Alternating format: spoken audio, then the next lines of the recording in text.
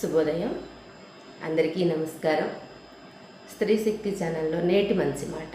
మనం మన సంపాదనని 5 భాగాలుగా ఖర్చు పెట్టుకోవాలి. అందులో 1వ భాగం ఎలా ఖర్చు పెట్టాలని నిన్న మాట్లాడుకున్నాం కదా.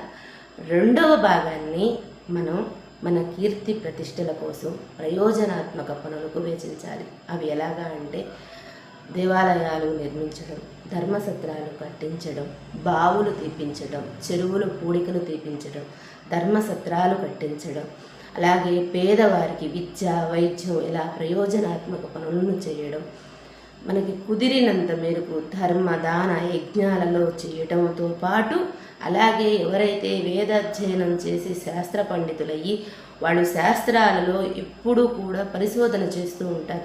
అటువంటి కుటుంబాలను మనం చేరతీసి మనకి వాళ్ళని ప్రత్యేకంగా మనం చేరతీయటం అని కూడా అనకూడదు, అది తప్పు.